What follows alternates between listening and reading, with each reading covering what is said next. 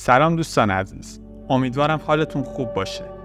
در این ویدیو قصد داریم در مورد رجال الغیب صحبت کنیم و یک روش خاص برای استعانت خواستن و کمک خواستن از ایشون رو در اعمال و کارهامون بر اساس نسخه ای از کتب خطی بهتون آموزش بدیم. این که این روش چطوری انجام میشه رو در ادامه ویدیو به صورت کامل توضیح میدیم. رجال الغیب تعدادی از ارواح مقرب درگاه خداوند هستند که پوشیده از چشم مردم زندگی میکنند. از منظر انسانشناسی عرفانی، رجال الغیب در طبقه اولیاء خدا قرار میگیرند. نقل شده که هیچگاه زمین از وجود اونها خالی نمیشه و جهان به واسطه وجود اونها پابرجاست و وقتی یکی از اونها رحلت میکنه، خداوند فرد دیگری رو جایگزین اون میکنه.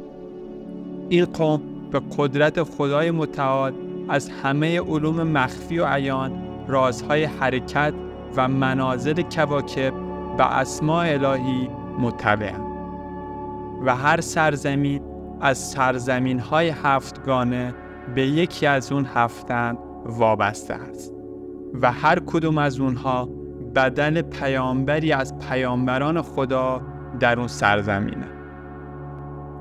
از ویژگی‌های رجال الغیب اینه که کسی اونها رو نمیشناسه، که این امر ناظر به حدیث قدسی هست که خداوند می‌فرماید آنها به ظاهر همچون دیگرانند، اما باطن ایشان آراسته به علم، تقوا و ذوق و حضور است. پس از چشم خلق پوشیدند. از ویژگی‌های دیگه رجال الغیب اینه که اونها دانا، مقرب درگاه الهی، صاحب کرامت، صاحب همت و مستجاب الدعوه هستند. درباره هدایتگری اونها گفته شده که اونها شیخ و یا پیشوا نیست و مردم رو دعوت و تربیت نمی کنند، چرا که روی آنها فقط به سوی خداوند و خداوند به واسطه وجود اونها بلا و فتنه رو از امت اسلامی دور میکنه.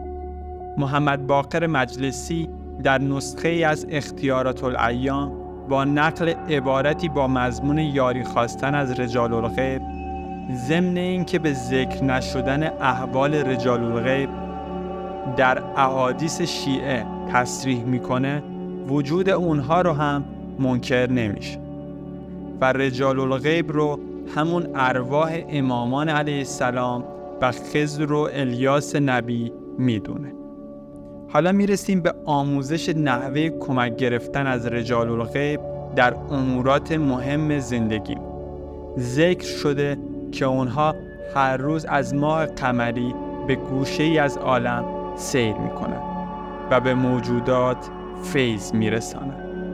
اگر در مشرق باشند، اهل مغرب را میبینند و سخن آنها را میشنوند و اگر بخواهند در چشم برهم زدنی از مشرق به مغرب میروند.